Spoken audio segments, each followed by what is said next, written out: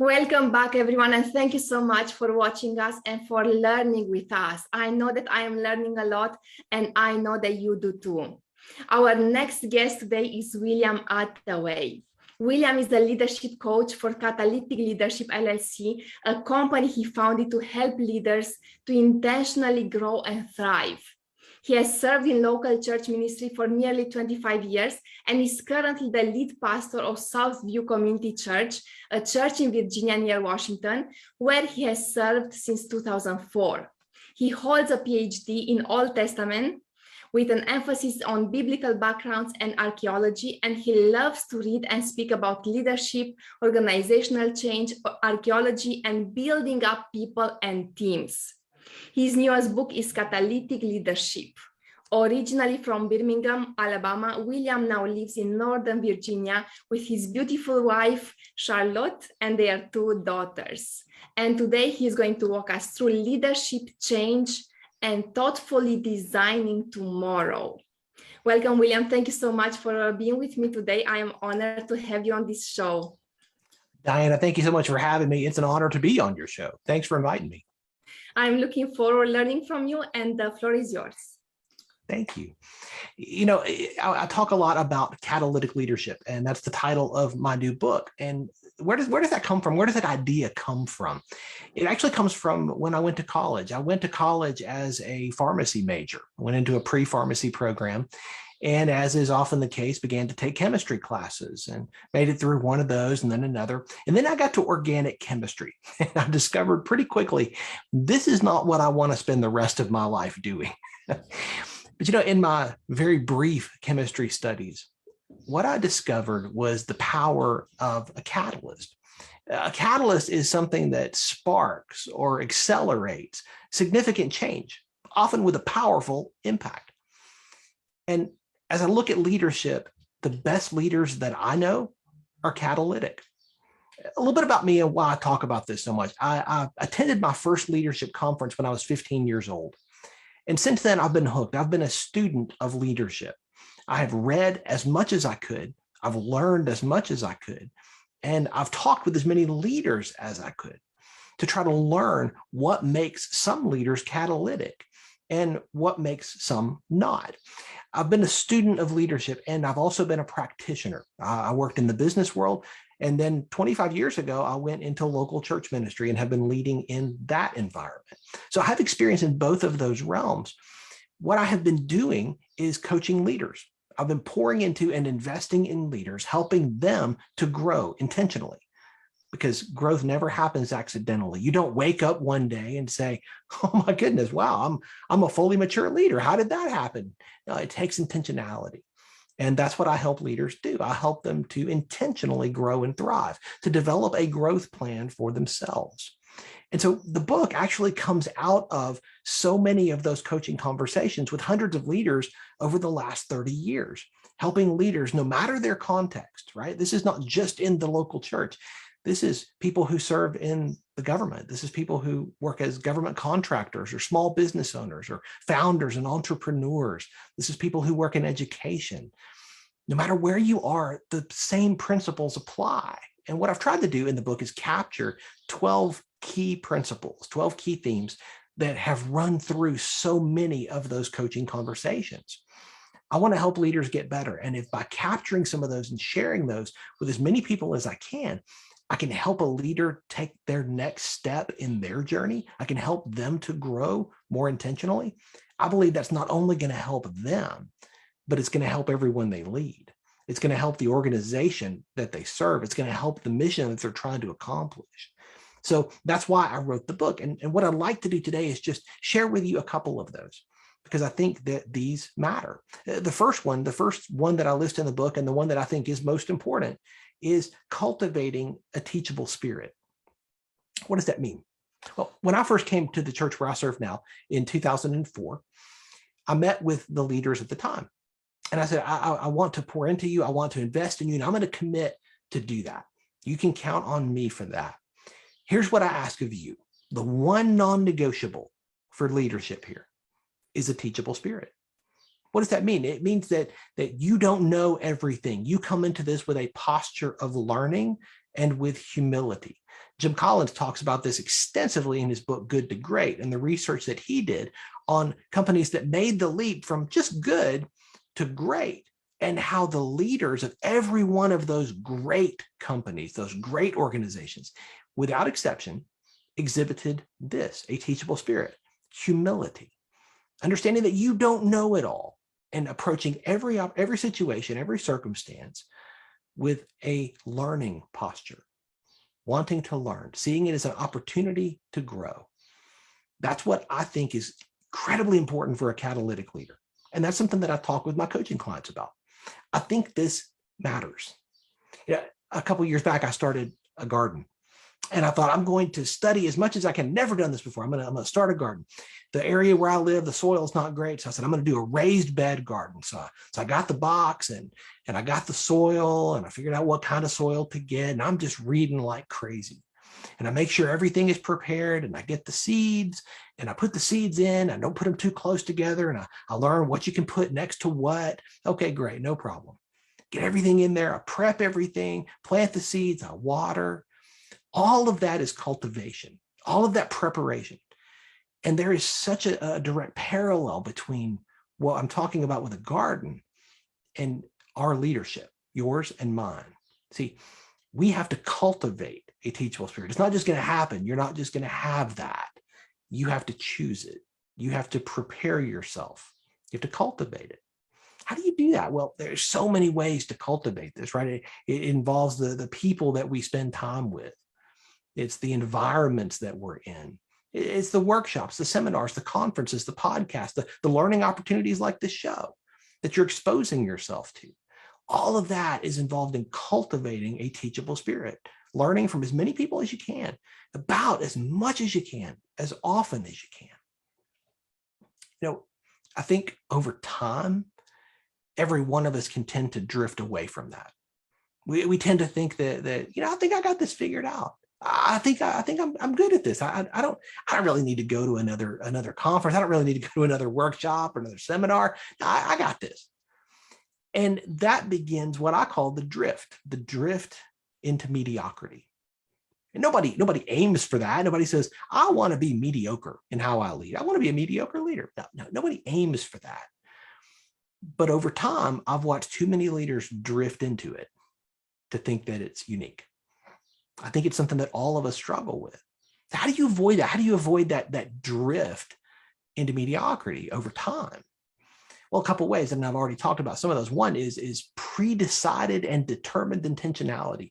I'm going to choose every day to have a teachable spirit, to have a learning posture, to have humility as I approach any circumstance. I'm going to choose that. I'm going to pre-decide it and determine it. If I wait until I'm in the moment and say, well, when I'm in the situation, then I'll decide that. Guess what? Then you're going to be reacting. You need to be more proactive. You need to choose and decide, predetermine this. I'm going to choose this for myself. Second, it's the environments that you're in. So many of us choose the environments that we're in. You might be like, I don't choose the place where I work. I don't choose the cubicle or the office or the people that are around me. Actually, you do. Actually, you chose to work there, right? Nobody made you work there. And you can choose to go somewhere else and work. I don't choose the people around me. Well, actually, you do so often. You choose the people that you spend the most time with. You choose the people who are going to speak into your life. And the fact of the matter is, the people around us affect our lives and our success, especially as leaders, more than you might have ever thought. Think about it this way. If you spend time with people who have a negative bent on life, people who they always see the glass as half empty, and there's always something wrong, and there's always a reason why it won't work, and there's always 10 things that they're complaining about. Guess what's going to happen to you over time? You're going to start to bend that way. Contrast that with spending time with people who see the glass as half full. It's just not full yet, but just wait, it's going to be. People who see the best in other people. People who are not looking for what's wrong, but instead are looking for what's right. Guess what? Over time, you're going to start to bend that way. The environments that we're in matter. And so often we choose those.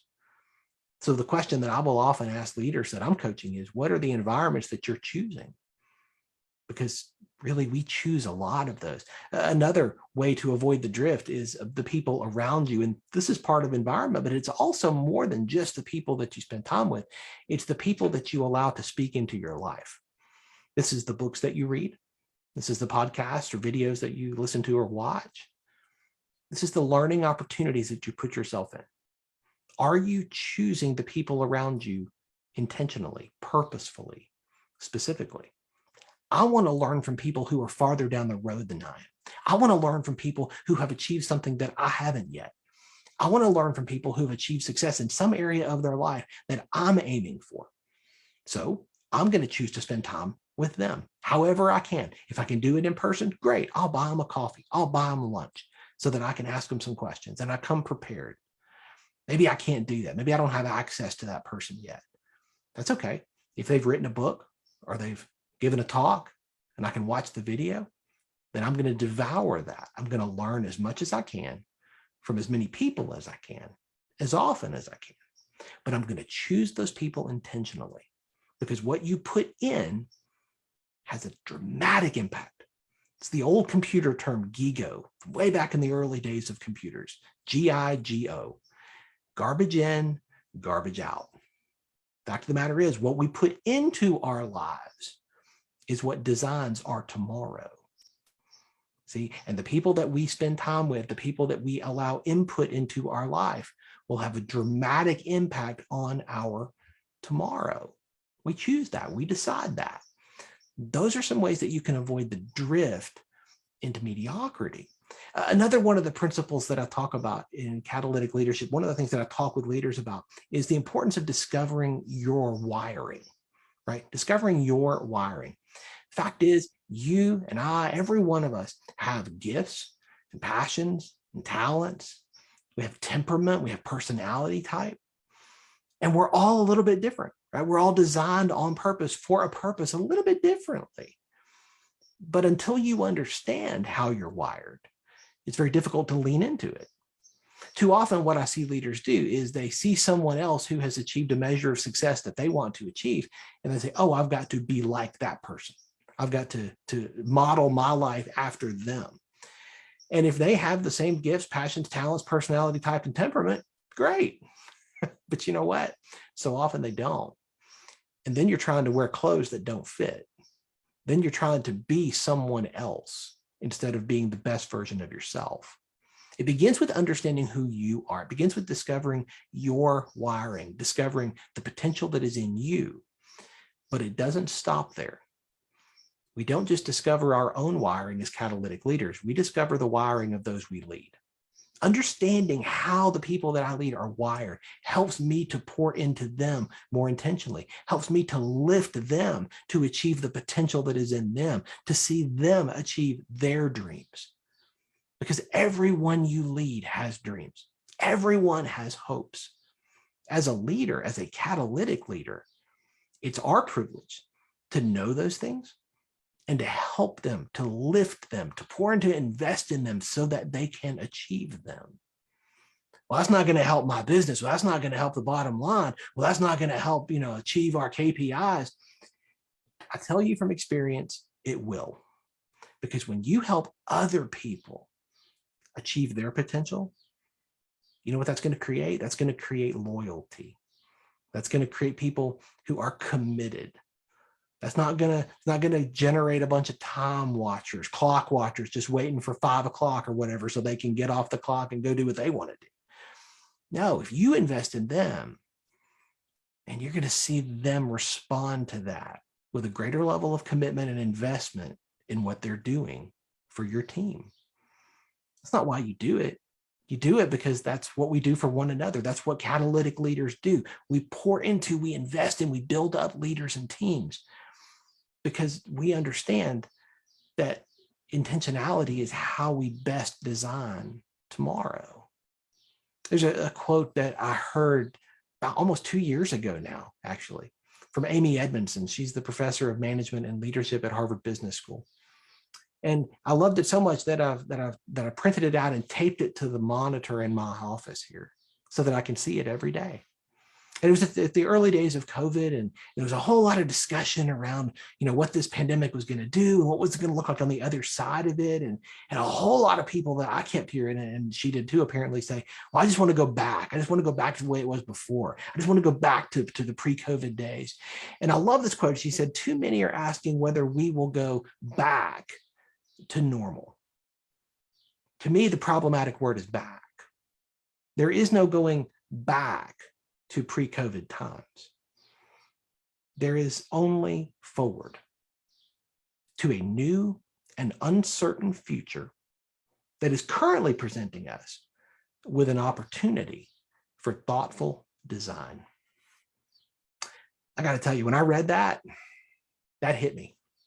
And I thought, man, what does it look like to be in a moment when we have an opportunity for thoughtful design? First, I've got to understand my wiring. I have to understand how I'm designed. I have to understand how those I lead, how they're designed. But we have an opportunity here. And so do you. We have an opportunity for the thoughtful design of tomorrow.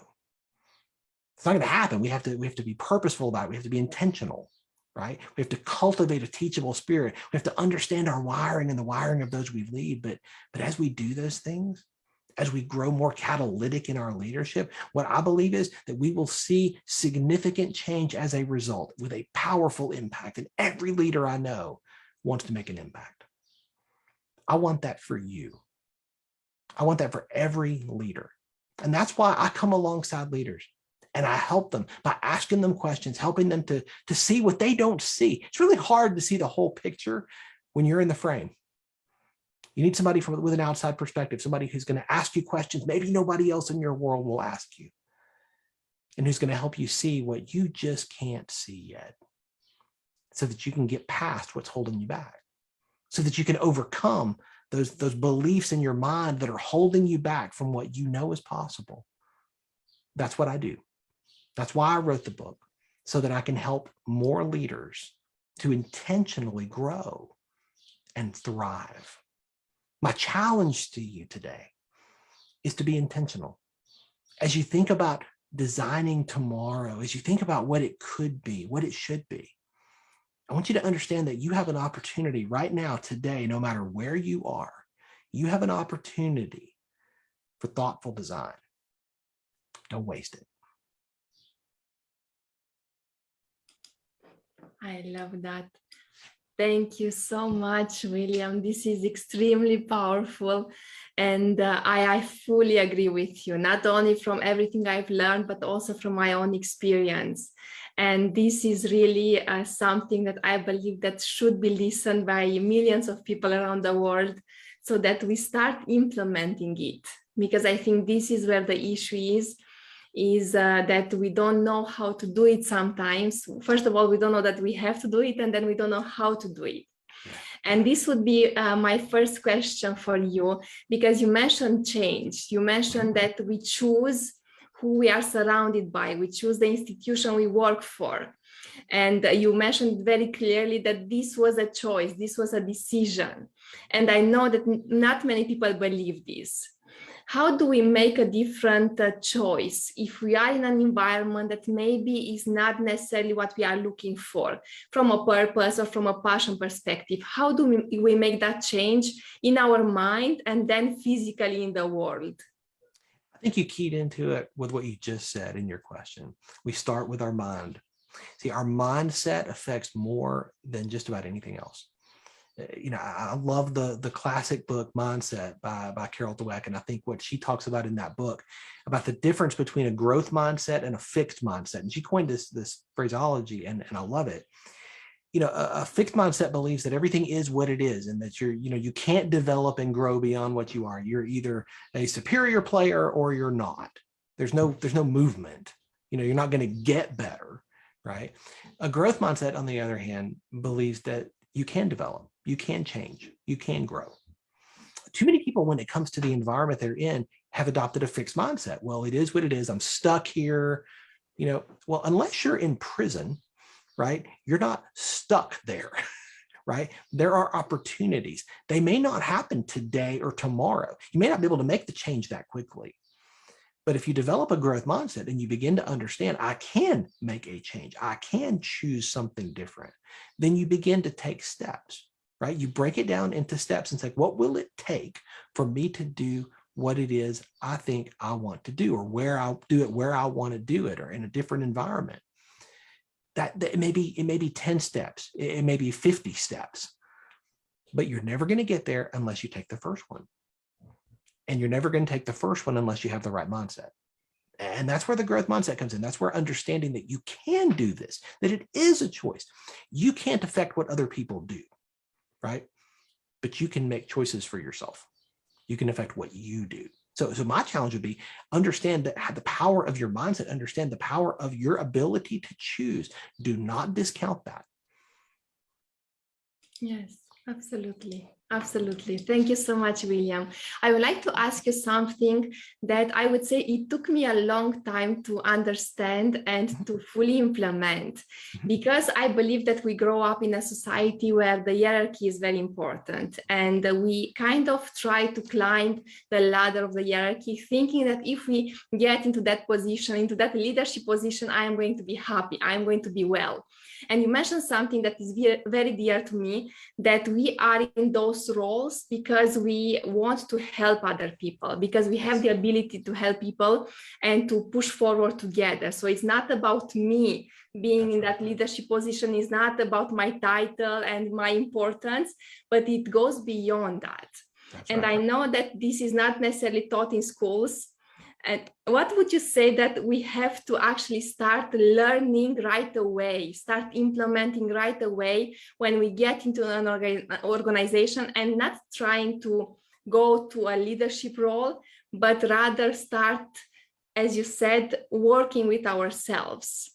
What would you say is the first step? I don't know if my question is clear. Maybe I mingled it, but what can we do right away before we start taking this path of wanting to become leaders because I want to be more important?